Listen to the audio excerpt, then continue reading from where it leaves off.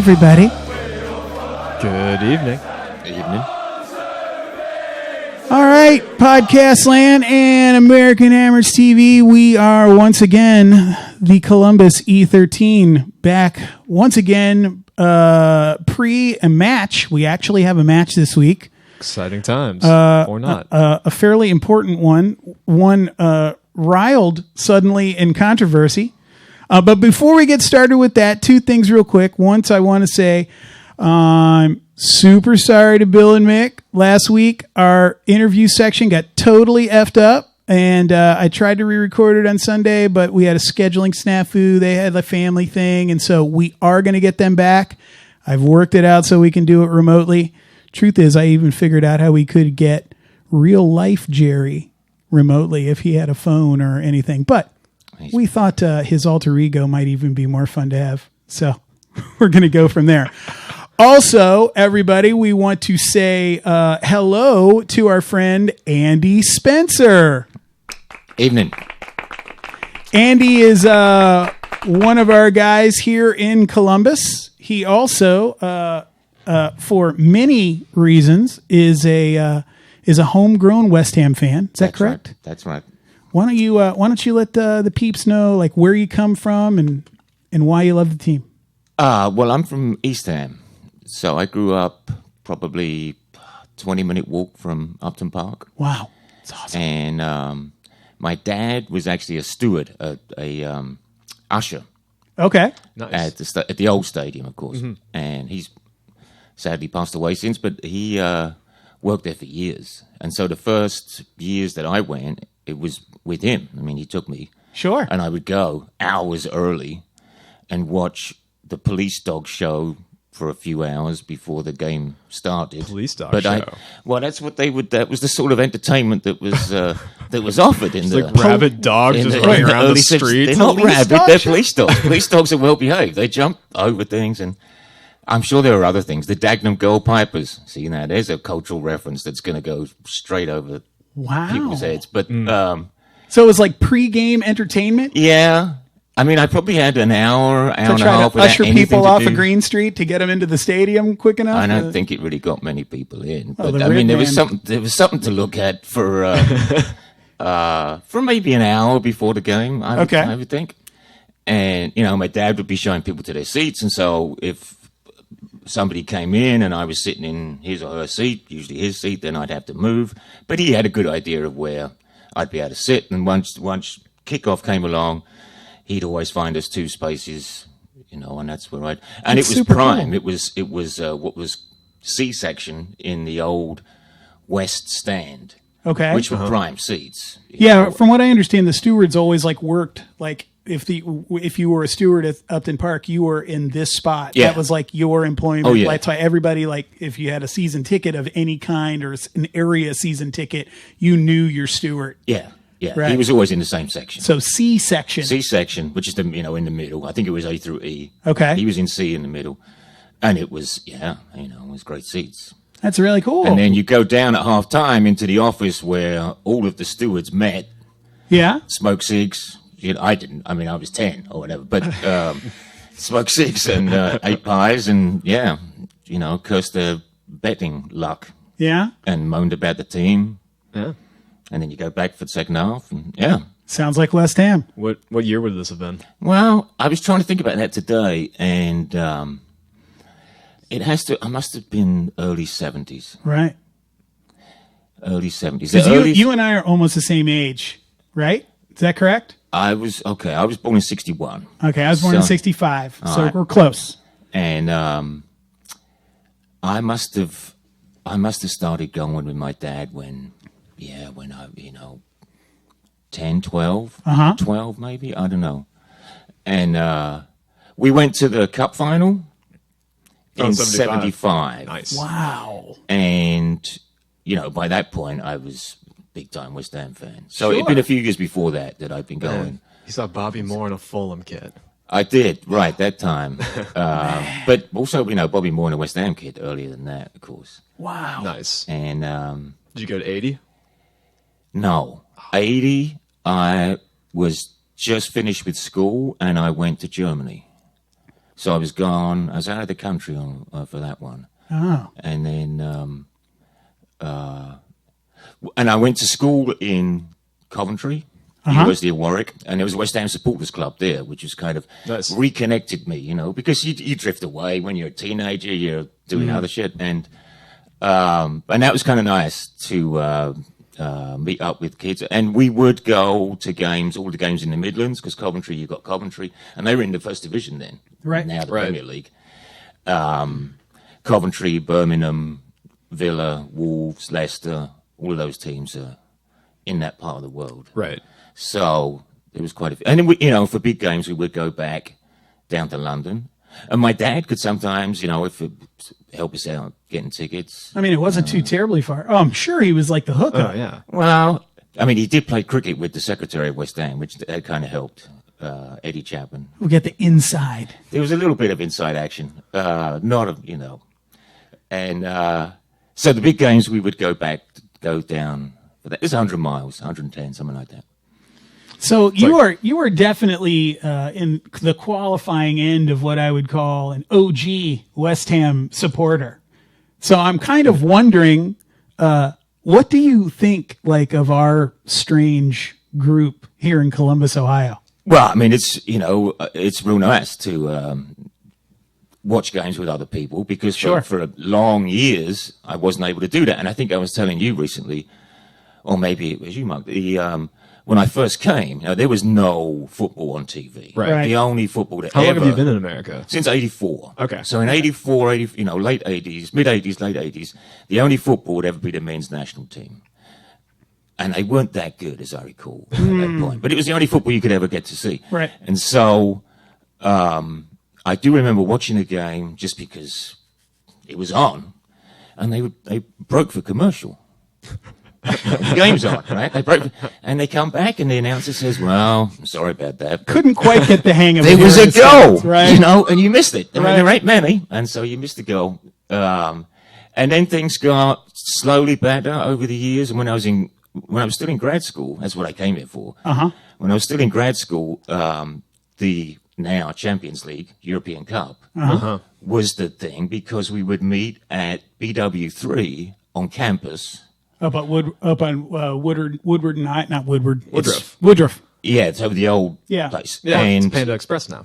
Panda Express, right. And they would put the games on for us. And it was a truly like international squad. I think Rory, who comes to the games. Yeah. He was there, but then there was a Bulgarian dude, and Barry, our Dutch friend, and this big group of football fans. That was the only thing we had in common. And we'd watch whatever game they'd show, because I think they only showed one game at that time. Back in the early 80s, the funny thing is that he says that he used to go to B-dubs for that B-dubs. Yeah. So when I came to school here after I graduated in 83, so I was here around the same time that he did, we all of campus used to go to that B-dubs, and here's why. There wasn't any DirecTV. There wasn't any cable in the dorms back then. You couldn't get television. There was no YouTube. There was no nothing like that. So that B-dubs used to have whatever kind of broadcast package you could get. I mean, the cable existed in like 1983, 84, but we used to go there because mostly we used to go watch MTV there. Yeah, that was the other thing. Yeah, and then weekends we would go watch Browns games or whatever. Like sit around, watch music videos or like Spectre Vision. Exactly. Whatever it was. Wow, they sold beer too. Yeah, and then Tuesdays 10-cent wing night. Mm-hmm. Yeah, huge. Oh yeah. No, like I remember it was a cultural hub. Right. I remember old school B-dubs before it got went national, changed its identity. Yeah. No, I mean, there's something to be said for it too, because now you've got more games on TV than you have in England. Sure. No, I mean, the 3 o'clock games are not on TV in England, and here you can watch anything. Right. And so now you can. To come round to your question, the nice thing about the West Ham Supporters Club is that it is more of an occasion, if you like. Sure. You're not sitting at home on the couch, which I could do. Watching on your own. And I mean, when I did, I cut the cable, all right. But when NBC started doing this, you can watch 3 games a day. You could. You can waste a lot of time. Yeah. Oh yeah. So it's kind of nice not wasting that amount of time because you got the game to go to. Sure. It's more fun plus hanging with, right. You got other West Ham supporters. Right. Yeah. So. Well, I am tickled that you joined us in the first place. Oh, and I'm happy to see you every single time you come down. And it was Jerry, our Tottenham fan here. Our buddy Jerry. Who found out about it. I was in Germany for the summer, and he sent me a message saying, I just read something in the Dispatch, I think, in the local paper about there being the various clubs. Right. And there's this guy, Kev, who's in charge of the West Ham. And when I got back from Germany, we went to, I think when we were at probably BBR the first time. No, it was at the Tottenham bar. Oh, it was Zauber at the time. Zauber. Right. Yeah, because this would have been 16. Yeah, I think. Because I remember this game. We went up 2-0. Yep. And then and they did sacrificed. Right. Yeah, well, they gave up 2, and then I forget who the hell it was, but surrendered a PK at the final whistle, and we lost 3-2. That was the year that I brought the bubble machine in the bag and I spread all the stuff on the table, and then that was when the Tottenham group over there was like 70 people strong every game. There was a lot of people in there, so kind of like we didn't really want to get roughed up. But I was ready to just stake our claim. So we did we did the best we could. Of course, the bubble machine is another reason for going. Yeah, I've never seen. And now we have 2. And that was one of my first questions. Where did you get a bubble machine? Amazon, $35. I thought, damn, that is organized. I'll come back next week. Yeah, there you go. The best was when we went to the Arsenal bar that same year, and we actually not only had the bubble machine with us, but we snuck it and unplugged the jukebox and plugged it in. Problem is, I only use it when we score. Mm-hmm. So at the time, it was like 4-1, 4-0 or something, and then West Ham scored like a consolation goal at the very, very end. Also, the bar is packed, and we're got our backs against the wall. West Ham scores. I let the bubbles rip. We all start singing Bubbles, and this super drunk Arsenal guy turns around and he goes, "Where the fuck did all these West Ham fans come from?" But I mean, that's it. That's what it's all about. You know what I mean? Like being together and raising the And roof. I mean, it is a nice thing too, because you say, but he wasn't mad, the Arsenal guy. That's the nice thing about it. You can go to these bars and you can get along. Well, he was also up 4-1, so what's to be mad about? If we had really been rubbing it in their faces, they probably would have kicked our ass out. Right. But I mean, because West Ham I backed off a bit. I mean, one reason for backing off too in the later 70s, 80s was that it was not always pleasant at West Ham. Sure. Right. And or in the pubs round and about. And I would say that the new stadium, I've been twice, not a lot, but it's very different. Sure. Right. It's not the same.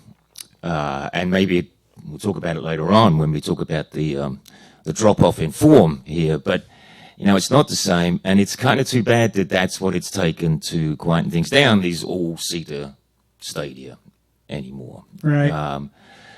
But something had to happen. Something. Yeah. Something has to happen. Well, you made mention of our friend here sitting to my left. One of Andy's very close mates is our buddy Jerry Danmiller, who we know and love, even though he's a Tottenham supporter, big time Tottenham supporter.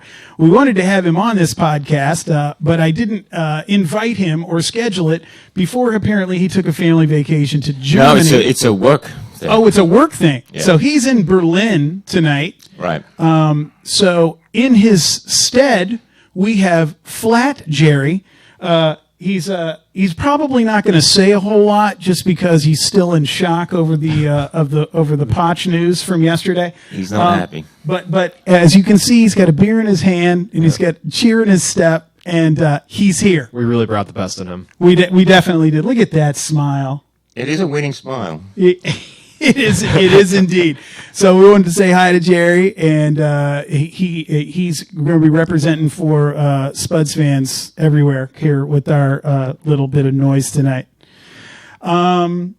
So should we address the bizarre 5,000-pound gorilla in the room with yesterday's firing and today's hiring of manager for Hot Spuds. Wow. Yeah. What do you think about that? Shall I go? Sure. Sure. Go ahead. Well, I was surprised yesterday when I heard that Truth is, I was too. that he was gone. And then, of course, you read these articles and they're telling you why. Yeah, it makes sense. And Sure. And what's happened over the past. Well, really, since the Champions League is what they've been talking about. It's All right, been we're not Spurs experts here, but things have dropped off since then. Mm-hmm. And it was an odd thing that he said at the time, if we win, then maybe it's time to step away. You think, really? Because fans want to win the league. Sure. It's nice to win the Champions League, I'm sure. I wouldn't know. But, it would be, they want to win the league. And it was kind of an odd thing to say. And then you hear these stories this year about player discontent, and so, all right, maybe it makes sense. But then, to hire Mourinho just seems to fly in the face of this Tottenham ethos. Because one thing you've got to say about Tottenham over the past few years is they have done a lot with a little. Right. I mean, they have. He's been able to stretch a budget. And I'm sure Mourinho is delighted to hear that there's no money to spend. It's not Mourinho's strength, is what. He's not. I don't think he's going to stick with that. Well, I mean, it's odd that the Tottenham brass that Sugar should, after saving money, and of course they're in the hole because of the stadium. Right. Sure. Now he's got to pay out for sacking Pochettino. Right.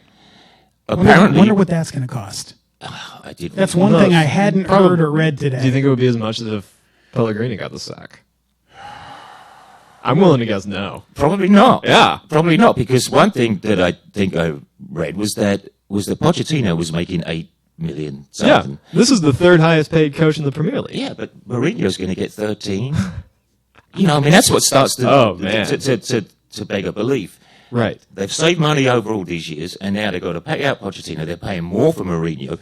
Mourinho's not really known for bringing youth through. No. He wants to win now. Right. And if he wants Pogba, as we saw, right. That's what Give me the money for Pogba. Good. Right. And but like you said, I mean, I read that too, that he's been told there's no money in January. Right. Well, if I'm a Tottenham player, I don't know.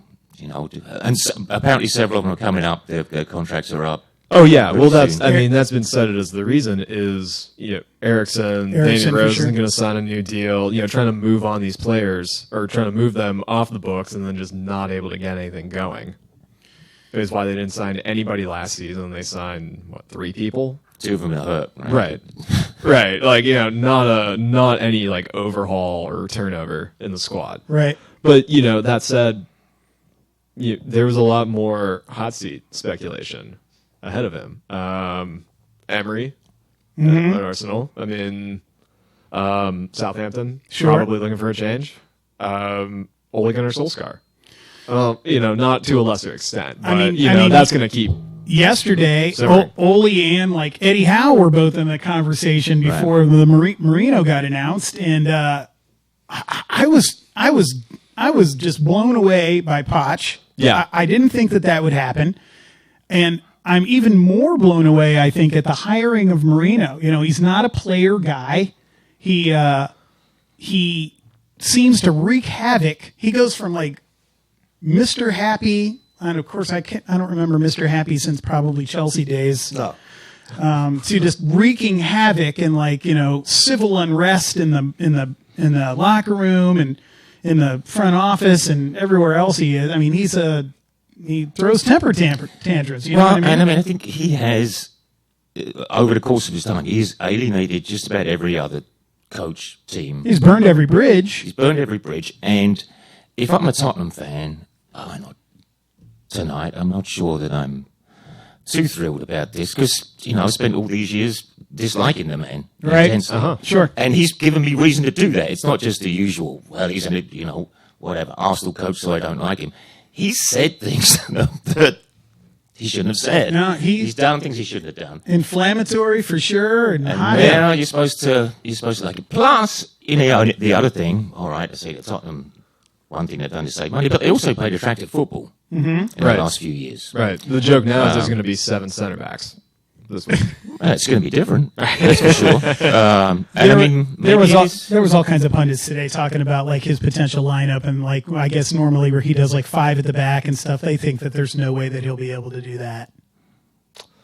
Well, we're about to find out. I know, and that's the great thing. We're the first ones to find out. Because this game on Saturday, it could just be an early Christmas. I mean, you not only, all right, saying it, beating Tottenham, but beating Mourinho. Oh my God! Are you wearing your West Ham pants right now? You predicted an early Christmas present. Nothing, because if they lose, then I'm giving up. That's it. Come on. Yeah, no, this is really an all or nothing proposition. I mean, this is the depths of despair that we have gotten to. I mean, it definitely puts Pellegrini in the hot seat. There's no doubt about it. You know what I mean? And because they had a bit of a.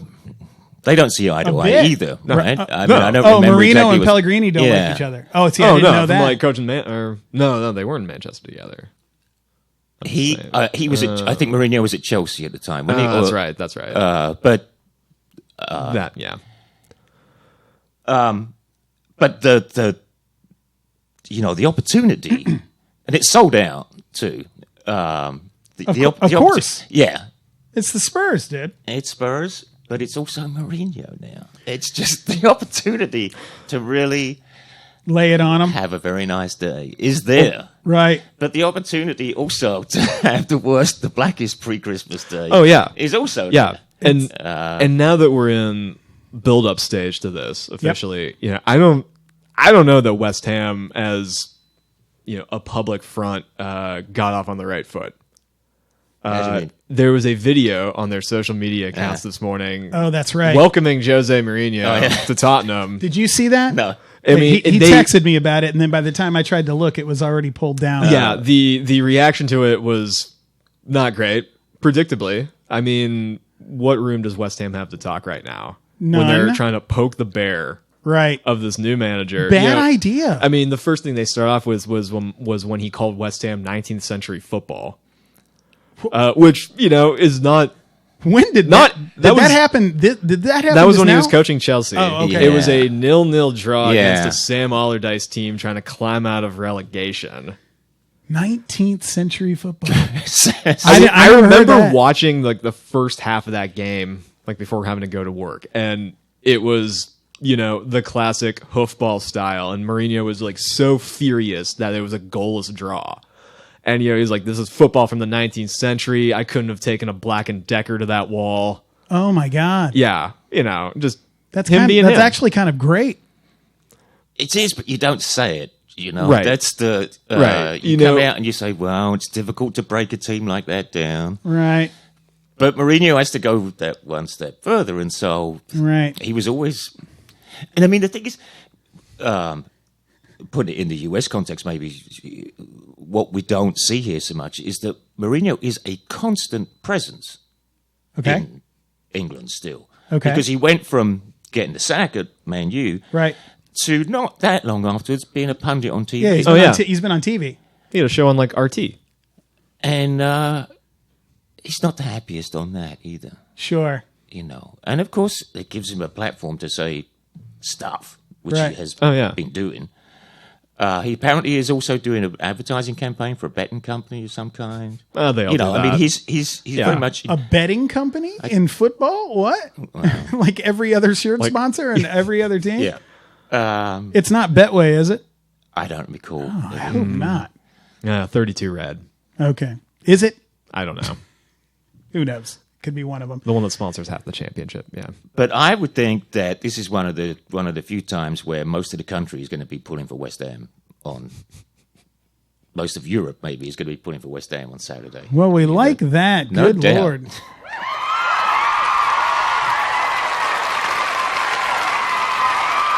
Oh, all right. That's enough of that. But yeah, because then the question is, can West Ham deliver? Well, we know what the crowd's going to be doing. Right. We absolutely shit on Spuds. That's actually That's our buddies Billy and Mick. Wait till you see the videos. I'll show you afterward. It's so good. But I mean, you know that the crowd's going to be up for it. It's a sellout, as you said. Yeah. They're not in a situation though. Are they in a situation where like every game is sold out right now? Or is that not happening? I actually saw something. And it could be like one of those AstroTurf campaigns where it's like we have that season ticket waiting list, or you can get every game sold if not every seat. Yeah, but in. I was actually on like the regular, WHUFC.com yesterday, and it said something about something tickets for Spurs that were available, and it's gone now, but it was there yesterday. Yeah, no, I think that games further out are still. Gotcha. You can still get tickets. I could believe that. It's a big stadium, right? You can always get it. You get a ticket. I mean, every time I ever went to Upton Park, I mean, getting ticket was hard to get a ticket. You know what I mean? Yeah. And did you hear that we're finally going to go to London Stadium for the first time? I told you that at the game, right? Yeah. We're going to go for December 28th. Excellent. Jeez, I wish it could be this Saturday. Oh my goodness. Can you believe it? Yeah. I mean, it's set up so nicely. The drama is there. Yeah. It could be. I mean, it was already. It could be a Rudy type tear jerker, one way or the other. But are we too cynical and are just going to believe there's going to be no change in form? Yeah, we'll get you see that's an uninspired return from Antonio. I mean, it could. It's like right in front of us. It's not even 100% sure. What I read last night that he actually will be in squad. It's believed that he will be in squad on the bench, so he's probably not going to start this weekend. Like it could just be, we'll have Roberto in goal again. I'm sure that'll be great for morale. Well, now it's time. I went quiet on that. I'm so over that shit. Yeah, but it's like, what's he gonna do? Put this other guy from like 34 years old from Millwall in goal? Is he any better? He's got to be.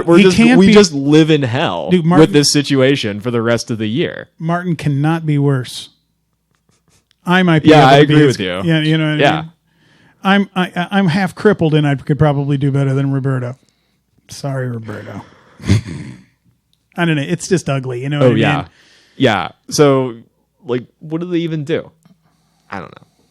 It's hard to say. Like there's so much to talk about as far as the build up to the game, but it's all really about the stage being set for the drama and all of the unrest and all the turmoil and all craziness stuff going on at Tottenham. But when we try to turn the page and start talking about like what's West Ham actually going to do this week to be able to pull off a happy ending to the stage being set, I'm not really sure I've got any answers. I thought for sure we were going to have to switch out goal. From everything I've heard, that's not going to happen. I was hoping for an Antonio start. I don't think that's going to happen. I've seen potential lineups from pundits all over the place. I've probably watched 5 shows today. The only thing anybody was talking about was Spurs West Ham today. Mm. And every lineup kind of looked almost unchanged from the last couple of uninspired performances. So, I mean, that's definitely something to worry about there. What do you think about that? Well, obviously there's a lot we don't see, and one can only assume that Martin is not ready for his Premier League debut. I don't know. Do we think that Roberto was ready for his? Did you see him in those cup games earlier in the year? No, I didn't see those. I mean, what I've seen is terrible. The last couple of games, and it's obviously confidence sapping for a defense to be in front of a keeper who's flapping around. Right. What you do, I don't know. Obviously, Fabianski can't be coming back with his one leg. It's. They say not until at least, probably around Christmas time, he'll probably be back. I mean, the Mourinho has how many days? 4 days to get this team. Not long. And he's either going to come in today. So today was first training. Yeah, there's photos I of him thought I with saw Harry a Kane. picture of him. Yeah. Tomorrow's a press conference of some kind, his first Tottenham press conference. Right. So he's either going to come in and go, not say much today, which I have a real hard time believing happened, and just like, okay, you guys run around and do what you do, and I would kind of want to make my own assessment. I doubt that took place. You know what I mean? Well, what I was going to say was, I think there's not going to be any kind of major overhaul between, and that's why that lineup is probably going to look very similar. Sure. Yeah, right? But one thing he is going to say is, all right, their goalkeeper is very suspect. Mm-hmm. I want you to rain shots in. I want you to push him around. I want you to, box him out. That's what they're going to do. Right. And then see what they can get out of it. Everybody else also seemed to think that Eriksen would end up starting. Has he not been starting? He has not been starting, I didn't think. Does he have a relationship with him from before? No, he hasn't played. Did he? No. Nah. I don't think so. Germany or that. Well, he's going to push all the buttons, Mourinho. You know that. Right. And the game was already, of course, at something of a pitch because both of them are lower in the table than they would like to be. Right. Sure. I would have expected a game where emotions are running high and then mistakes get made and hopefully Noble doesn't get a red card. You've got that kind of thing to worry about. Right. Or completely break his ankle that's already sore. And this is exactly what Mourinho likes, though, too. He likes the drama. Well, he's going to wind people up. His teams are going to wind people up. Right. So I think one thing that Pellegrino's got to do is keep the lid on it, like me telling him what to do. But it's tough when you've got no confidence in your keeper. Right. So, but by the way, say anything that you want. We pride ourselves in the fact that we are not football experts. That's right. on our show. Like we mostly just talk about our group and then the drama. So there's so much drama this week. There's so much to talk about, and we talk about the fun stuff, the stuff that continues to be fun, or at least mostly fun. Even when the team sucks. Fun stuff like waking up for a 7:30 a.m. game. That's right. And I got a DJ the night before. Oh, yeah? Oh, tradition. Yeah. So I'll be getting. It's like every time we've had a 7:30 game this year. You know what I mean? I had the DJ till 3:30, so I will be dragging ass. Hopefully, our buddy Josh Tucker, who is the guy that invited us to be at Pub Mahone, and who also overslept through the entire last 7:30 game, didn't show up. He has made absolute promise that he is going to. How'd you get in? So he's got. How did we get in? The other manager, the guy that we originally used to call Other Josh Palka, is like the actual manager of the bar. And thank goodness I had his number because I was standing out there in the cold at like 6 a.m. Me and Heather standing out there with my bags and the projector and everything. Like, what the fuck? But it's okay. Palka came to the rescue, and Tucker felt super terrible. Right. But so Josh, we're putting you on blast, bro. And this isn't the last of it. Wait till I come tomorrow to Pub Mahone and bring you an alarm clock. Oh, he said he's got bells on his shoes. That's what he said. Of this, yes. That's what he said. I'm gonna go get some bells. Okay. Yeah, bell slippers, something like that. I want to see that happen. Yeah. I want to see the bells. So let's hypothetically speaking, let's say it's the blackest day, and we end up with another loss. What do you think happens to Pellegrini? Anything? I mean, you haven't heard much reports except for the board coming up in support of him thus far. There hasn't been a whole lot of talk about him potentially getting out of there. I don't see it happening. You don't see him being fired? Even if we lose? Yeah. It's once again the only manager replacement talk that I've seen is recycled gossip of Rafa Benitez coming back. Right. We haven't heard anything as far as rumors or, anything beyond agent talk. Right, like this guy or that guy could be lined up to take over. Right. And, like I said, third highest paid coach in the Premier League. These are owners that want to honor the shitty contracts they give out. Mm-hmm.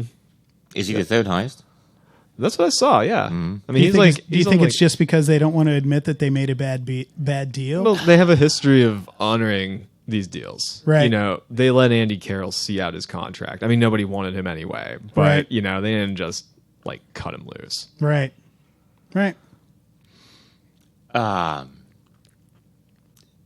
You know, it is right, hire and fire. I know, but what is obviously concerning is that they seem to have peaked against Man United, and it's all been downhill since then. Was that the third or fourth game of the year? I mean, it was 2 months ago. It was a couple of months ago, yeah. Right? And there's been an international break, all right, but it was a while ago, and it's not been good since then. That the Burnley game, there was one of those goals where the cross to the back post and they headed back into the box, into the right.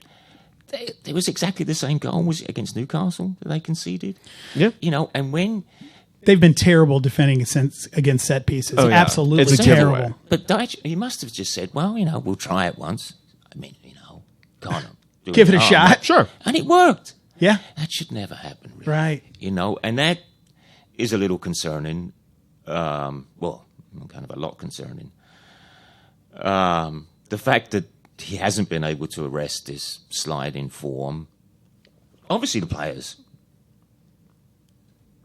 I mean, it was alarming during the Burnley game that there was just no response, no reaction. It seemed so listless and kind of like... It was like they started out bored and they got even more bored as it went on. I mean, they got to do something to fire him up. Something. Well, and if playing Tottenham and Mourinho doesn't do it for you, then... And so, I guess, you know, your question is a valid one, right? If you've got every reason to be excited and raring to go, and if that's not enough to get a performance... I mean, if they... All right, sitting on the fence here, but if it's a good performance and they lose, that's one thing. Sure. Yeah. Be disappointed, but there's always tomorrow. I mean, I think we're all if it's in a the poor same performance, boat, you know, and they lose, then I mean, I think we're all in the same boat that everyone we raise our game for Tottenham. We expect a good performance. Sure. And all of us sitting here would say, yeah, absolutely. Like, this should be a hell of a good game.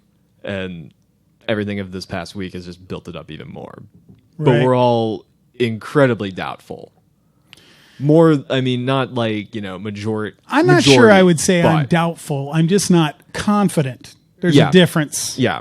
We have our reservations. I'm like, wait, look. They're both in the shithouse in the table. Yeah. They both have been displaying incredibly bad form lately. That means it could be a good matchup. That involved with all mixed in with the drama of the week. Yeah. That's gonna work to somebody's advantage. I'm hoping that it works to the Hammers' advantage. Yeah. We already know that the talent is there. We're Top just not getting team on paper. but we're not getting the performances out of the people. At least we haven't in the past couple of weeks. First couple of weeks, okay. Past couple of weeks, terrible. If all of a sudden someone were to wake the sleeping giant, it could be a slaughter. Are you talking about West Ham or Tottenham? I'm talking. No, because it applies to both. That's the thing. That's true. I meant West Ham, right, but right. You're right. But it could go either way. You know, I mean, look at that talent that Tottenham has with Son and Eriksen and Harry Kane. Yeah, and Harry Kane. It just feels like just one slip up. But they haven't been bringing it, you know, in the same way that the West Ham hasn't. So yeah, it's who's going to be. I'd like to be able to say, well, we could highlight this strength in our offensive play, or I could highlight the strength in our defensive play. You can only say Snodgrass so many times. Yeah. I tell you what, even Rice lately has been slipping. Oh yeah, you know what I'm saying? No, he's not getting good press lately. So I hope Uncle Mark wakes his ass up and that they come strong to the hole here this week. That's really all I can think about. You know what I'm saying? Nothing else, I'm excited to wake up. I'm excited to get down. I'm excited to Yeah. go to the game. I'm excited to at least watch the first 5 minutes. You're excited for your shot of Dirty Shirley, which is the only thing that we can drink that's Claret. We're excited to see if Eric climbs the wall or eats glass. That's right. Is Mr. Holtz going to be with us that day? I don't know. This could be interesting. Yeah. Maybe it's even worth hitting him up ahead of time. Eric is another friend of ours, is also going to be on the show sooner or later. Shows up at all the games in a suit and tie because he takes West Ham that seriously. That's why he does it. No, it's also because he's usually playing hooky from work, but taking off time from suing people. Yep. Right. No, he's not. He's bankruptcy. Oh, okay. Yeah, he's representing people that bought timeshares. Oh, Yeah. Gotcha. Should we do a commercial? He's trying to fix things. So, predictions for the game. Let's just go ahead with a prediction. We're soccer experts for the next minute. So, Andy, what's your prediction for the game, score-wise? This is why my fantasy teams never do well, because I always load them up with West Ham players, and Okay. So I'm going to say 2-0 West Ham. 2-0 West Ham. I would be very, very happy, boy. Mark? We would love that. But, I've adopted a strict position of no clean sheets until January. Okay. That said, we got to get something together. I'm thinking a 2-2 draw. 2-2 and we'll be 2-2 sort draw. of happy about it. We're going to be griping about stuff. Okay. But we'll come away with a point. Mark is an eternal pessimist, by the way. Just in Well, case you it's didn't up. know. I mean, There's nothing wrong with that. A draw is probably a good call. I just don't know how I'd feel about it, so I'm going to just Yeah. go with the win because it will sustain me through, Wednesday night now? Yeah, we've got a couple of days. So it's like, always look on the bright Right, and I've said it now. side of life. Okay. Yeah, he said 2-0. I am in both your shoes and your shoes when it comes right down to it. So I still don't believe, if Roberto's in goal, I can't believe there's going to be a clean sheet. That's the problem. I just That can't. is the I just problem. can't believe it. Yeah. That being said, I think that the sleeping giant is going to be awakened, and West Ham will win 3-1. 3-1. I hope you're right. That is what I am hoping for. I think that would be the best. And Jerry, I think that he probably would disagree with this, but Flat Jerry is also predicting 5-0? Oh, God, a 3-1 win for West Ham. Oh, okay. Well, that sounds good. I can tell you, he's not happy about Jose. Oh, he's not? No. Oh, so you've actually spoken to him on the phone. We're getting some feedback from Jerry, even though he can't be here in person. What did he say about Jose? Only till the end of the season, he thought. I'm not sure about that. But I mean, he was signed till like a 3-year contract, right? Oh, yeah. He's supposed to have So they'll have to pay out forever if they get rid of him. I mean, he's not going to get money in January. I don't believe that's going to happen. I think he'll get something. I mean, it's Spurs money. Right. Whatever. Right. So, wow. There was just so much to talk about as far as the drama of the opposition this week. Yeah, it's been quite a week so far. That we actually had to talk about real soccer shit. We've gone there. We've ventured down that path. We have. Occasionally. And I personally am also very excited that there's actually a game for us to go to. As international break just always kind of I'm always on ESPN Plus and trying to watch the England team, and I'm happy when they do well and all that kind of stuff. But they're playing Bosnia, right? And Kosovo. Oh, was it Kosovo? Kosovo that was like a second game, right? Kosovo was Friday, right? Something like that. What was the score? 6-0, something like that. Oh yeah, I mean this is the time of year when it's like U.S. beat Cuba 4-0 last night. Doesn't tell us anything about the squad ahead of the qualifiers, but right. Yeah, it's good to hard to get excited. Yeah, it's good to have intriguing football back. All right. I'm just happy to see you guys. Oh, it's a pleasure. It's Christmas. No, it's not Christmas. Yeah, it's Thanksgiving. Hey, it's almost Christmas. I didn't have time, but the tree, I almost put up our second tree. We already got the Christmas lights back. Oh, you can't see it because of the banner. But it's Christmas, bro. Heather put up the Christmas here. No, already. I see the ceramic tree. They're here. They got lights back here, the trees up, and the pink trees and the other Hello Kitty Christmas trees up, bro. In the spirit. Got to get myself some West Ham baubles when I go over. Yeah, buddy. All right, well, We're going to wrap it up here from Columbus, Ohio. Once again, thank you to my guest, Mark, as always, and Mr. Andy Spencer for joining us. Well, thank you for the invitation. Very nice. And Flat Jerry. And Flat Jerry. Yeah. Really made the show. Give it up for Flat Jerry. Yeah, buddy. We can't wait for you to be back here in person, brother. Next time. Until then, we are the E13. Come on, you irons.